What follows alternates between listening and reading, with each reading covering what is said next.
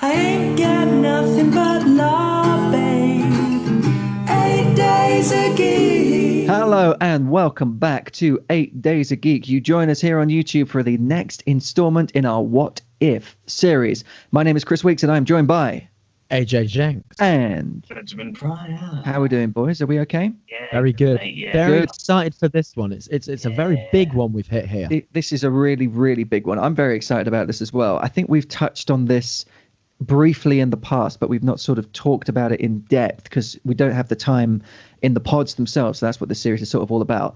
The question that we're discussing today and we're debating is why, or rather, what if they took the Eagles to Mordor? It's a huge question, and it's a contentious issue across the Lord of the Rings fandom, isn't it, boys? It is a question that is asked by everyone as soon as Yeah. they finish watching the trilogy. They go, why didn't they just take the Eagles? And the first thing that, so actually I do as well. The first thing that pops into my head is, what film would you have watched if they just took the Eagles? I mean, are you stupid? To me, it seems so obvious, but I know that they mean in the literal sense of, you know, the logistics of everything when it comes to how much easier it would have been in that sense. But that's not really the point of it all. But we should dive in deep to this. Well, let's. give our Yeah. thoughts. You boys know the rules by now. For everyone watching, the rules are very simple. We have an allotted time, just 3, 4, 5 minutes to talk on our own without too much interruption and interaction. 3, 4, 5. And then at the end, we come back together and we dissect and discuss everything that we've said so far. Now, I think, Jenks, it's your turn to start us off. Do you want to get going? Here we go then. Well, so first thing, when we decided that we were going to do this one, the first thing that came to my mind was, when would they take them? When would Gandalf actually take the Eagles? Would it be the first time he finds out that Bilbo has the ring? Would he have gone by himself? Or are we talking when we're at Rivendell? Like, are we there with the Council of Elrond? Did they all go? You know, A little group trip or something? yeah. Hand in hand. Hand in hand. But as I recall, so this is the thing, is my third age isn't as tippity top as it is with my my first age and my second age knowledge. So the thing is that apparently, as I've read, the Eagles are a very proud race. You cannot use them more than once. They are a very honourable race, and Gandalf is kind of known, because of the Hobbit as well, kind of known for just kind of using eagles already. Yeah.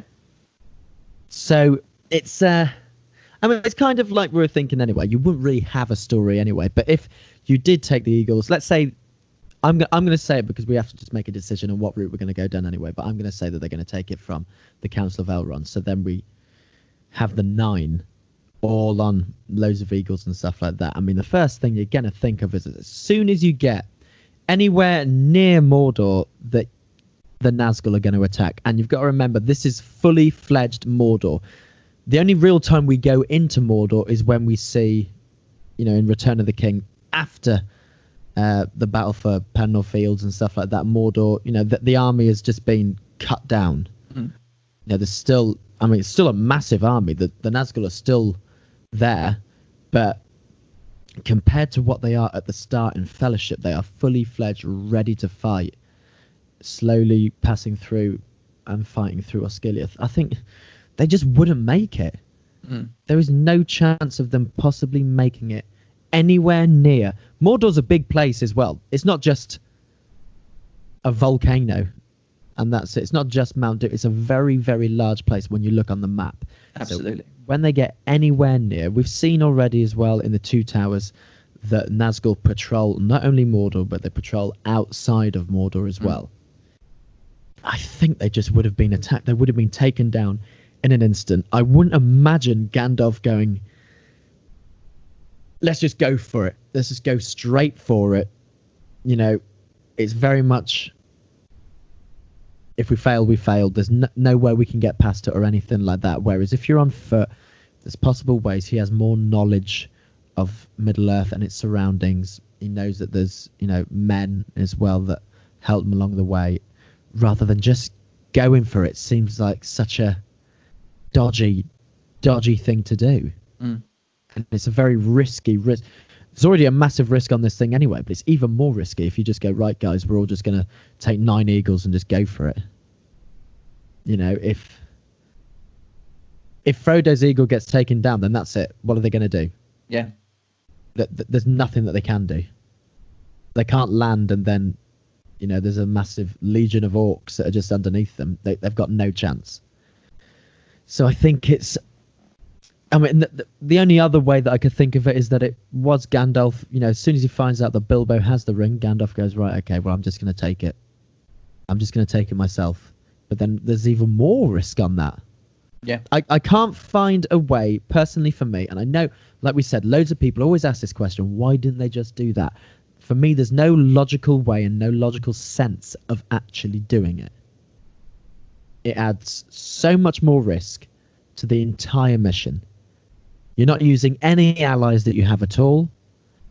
It's a solo mission which puts the fate of Middle-earth into that one trip. You're not using any... You're not talking to the elves, you're not talking to men or anything like that. You're not bringing them together. One of the reasons why the men band together and stuff like that is, the return of the king and all this. That's why we get the... I can't remember their bloody names now, but that's why Aragorn gets the traitors from the mountains and stuff like that. All those things put together created this massive alliance. Rohan, Gondor, everyone coming together. But if you just go bang from the start of the film, you're not going to have that. Yeah. None of that's there. It's such a pointless, high-risk mission that would most probably fail. Even if, Gandalf is a wizard. He's unbelievably powerful, but he's still Gandalf the Grey at this point. So he's not as powerful, but he's still very powerful. He isn't going to be able to fight off all of Mordor. All 9 of them aren't going to fight off all of Mordor. It's impossible. So how possibly could they have got that ring into Mount Doom? For me, I don't think it's possible. Right. So if I were to ask you what if they had tried it, your answer would be they would have failed. Absolutely. And let me just ask one more question. When do you think that failure absolutely would happen? Is it at the borders of Mordor? Is it? Do they get inside? I don't think they even touch Mordor. Really? That's the Eye of Sauron can see everything. At this point as well, Saruman is turning. That it would have all been noticed. It would have all been completely noticed. If 9 eagles are going across, and Sauron already realised that the Ring of Power is around. If you start seeing 9 eagles coming towards you, heading for the mountain that you knew you made the one ring from, you think this is a bit suspicious. I think it would have been before Mordor anyway. I think he would have seen it. In the books, Sauron can see a lot more in the books than he can in the films. He would have realised, he would have known.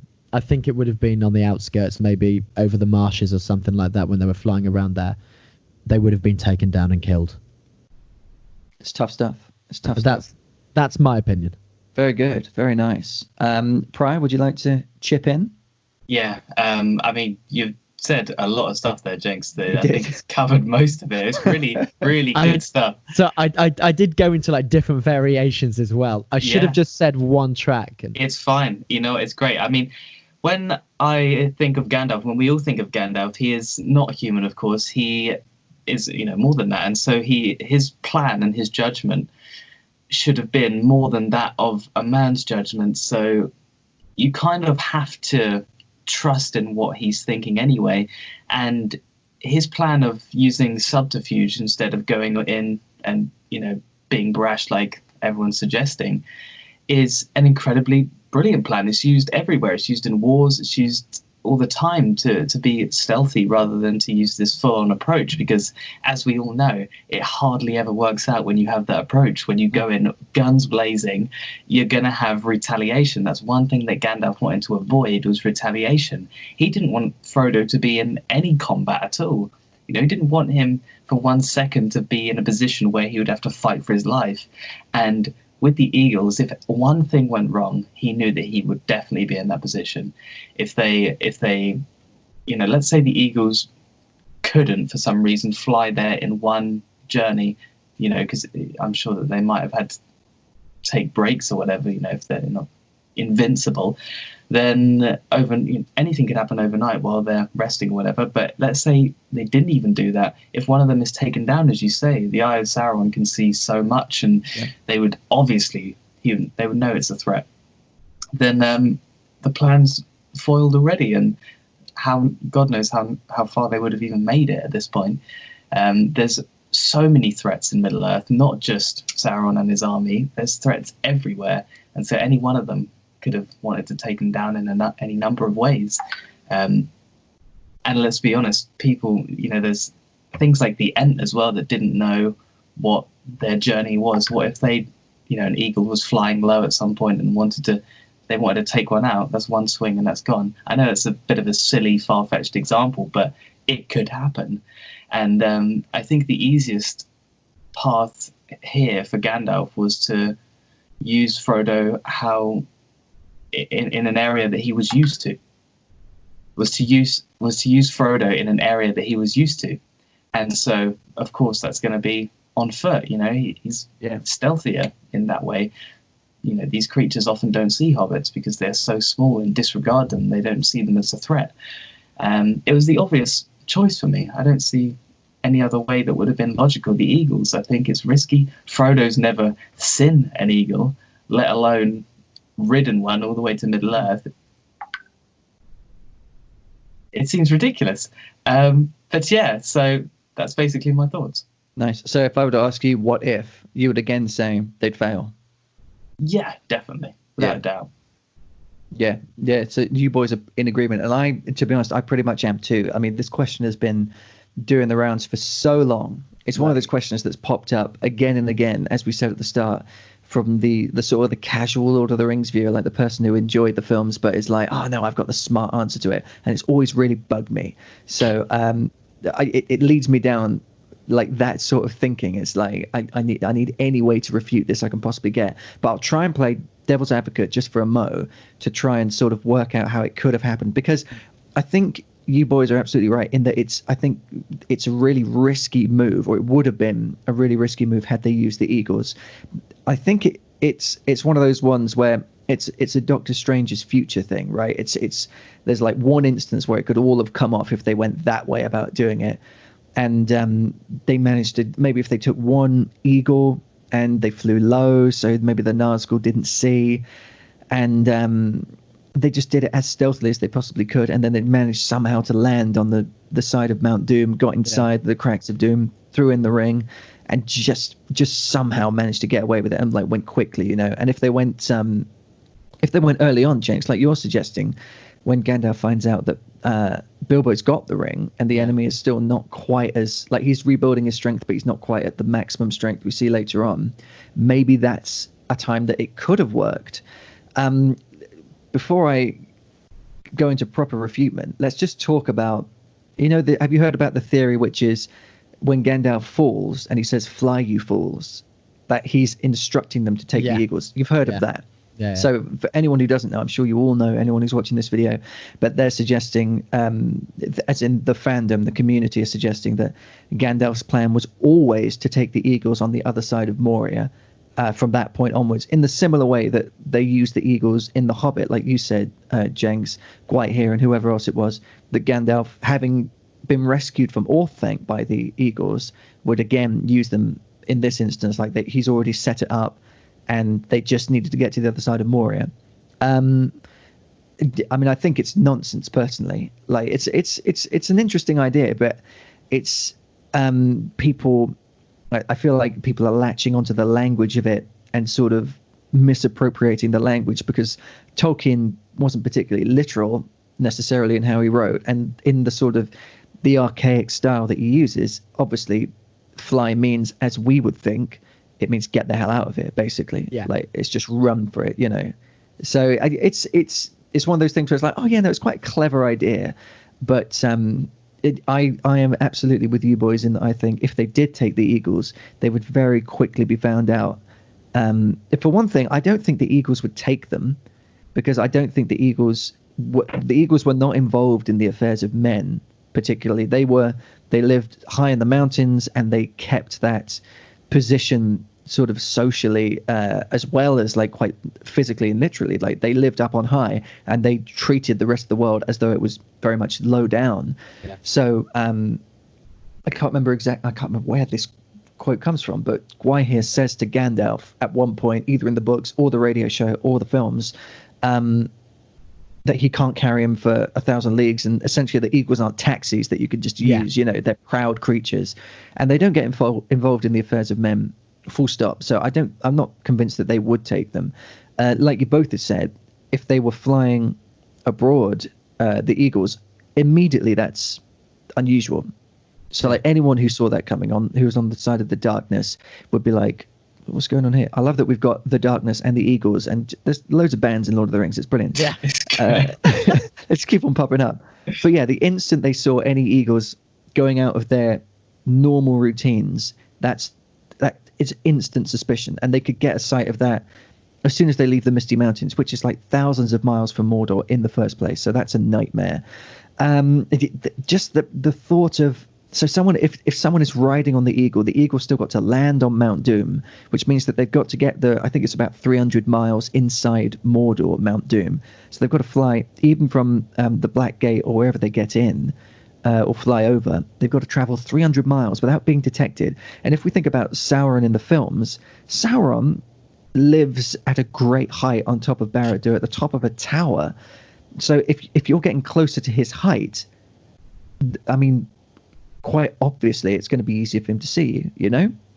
Yeah. So for them to be walking on foot, obviously, is the more sensible suggestion.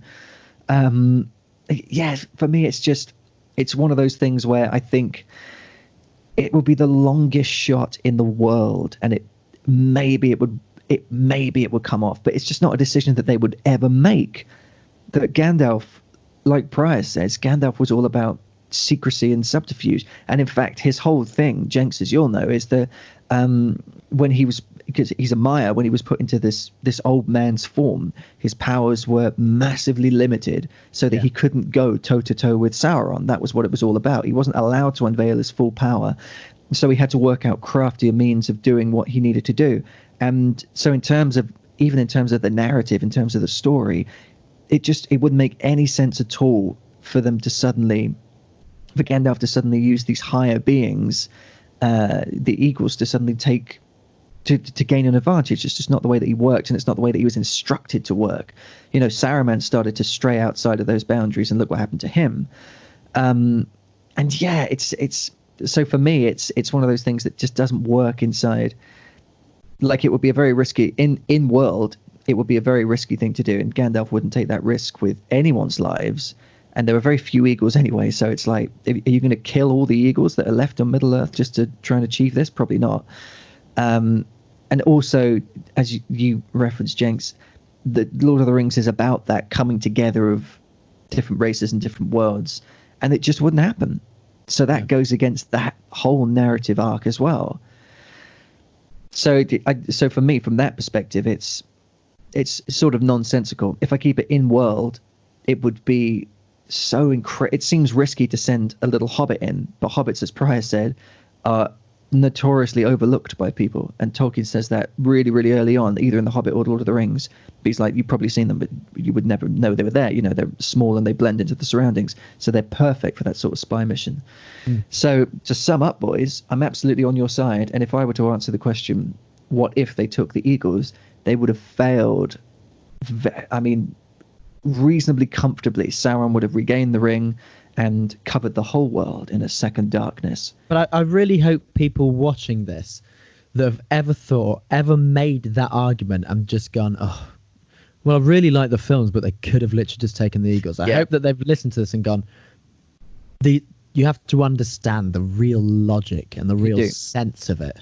Yeah, and But the world that it's set in. Yeah. Like, if they did take the Eagles, and even if they did destroy the ring, you'd still have Gondor and Rohan pretty much, the tension would still be so high between them. Saruman would still be... You'd then have Saruman to deal with on his own, Yeah, because he'd still be doing his thing. Even if Sauron was dead and Mordor was destroyed, Saruman would... What'd you do with Saruman? Then he'd just become selfish and try his own version of it. yeah. Trying to take over anyway without the ring. You'd have all these things going on, which just... Also, why does everyone think that Gandalf is the eagle whisperer and that he is going to be able to get them on board? It's like, hey, tell you what, guys, I know a few eagles and get them on board. Yeah. And they'll go, who are you? Yeah, No. it's true. I mean, like, Gandalf is friends with, like, Gwaihir and that, but Yeah. that was like an abuse of the friendship to ask them to be like, oh, I'll tell you what, should we just go to Mordor together? Yeah. Would you just Yeah. fly me down there? This is going to kill, like, loads of you, but some of you will Guaranteed. be all right, so, Oh, yeah, It's- it's madness. But It's they mad. are a very, very proud race. Yeah, And they are not looked upon.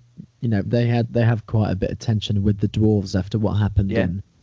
in course. The Hobbit and stuff. They you never see them again ever and stuff. There is this, but they do have this link with Gandalf. yeah.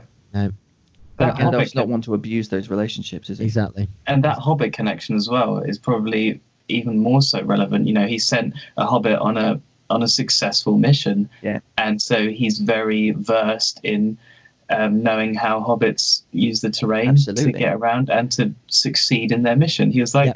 this is a no-brainer. Yeah, he's already had a burgling mission succeed with Bilbo, Exactly. and this is essentially a burgling mission, except that he's putting something in instead of taking something out. Exactly. Essentially, it's the same thing on a bigger scale. Yeah. So why would it not work? He's got Yeah. evidence that it would. Exactly. Absolutely. Yeah.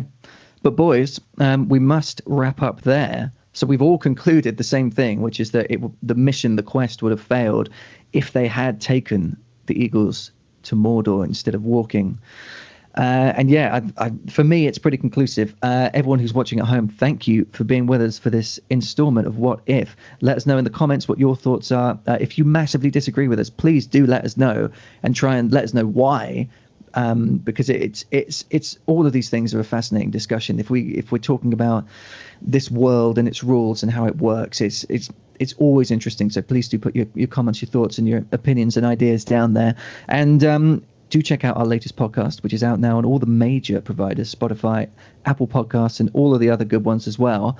And keep your eyes peeled for what's happening on Instagram, because we've got a few going on this week, haven't we, boys? Friday, Saturday, Sunday. We do. Yeah, and we've But also got a big website out as well, haven't we? Yes. So, I mean, come on, boys. Yeah, absolutely. Check us out. What's the address, Prior? It is www.8daysageek.com, and it will take you to our wonderful website that's got all of our podcasts on the homepage, so you can just bookmark that and you'll be able to see our podcasts as soon as they come out. You don't have to be on any platform to listen to them. It's awesome. And you also can get our merch from there, and you can find out more about us. There's a blog that's going to be happening. It's awesome. So check it out. Fantastic. Thanks for that, Ben Pryor. But ladies and gentlemen, thank you once again for being with us. We look forward to having you on another episode of What If further down the line. But for now, I've been Chris Weeks, and I've been joined by AJ Jenks. and Benjamin Pryor. thank you very much. We'll see you real soon. 8 days a geek.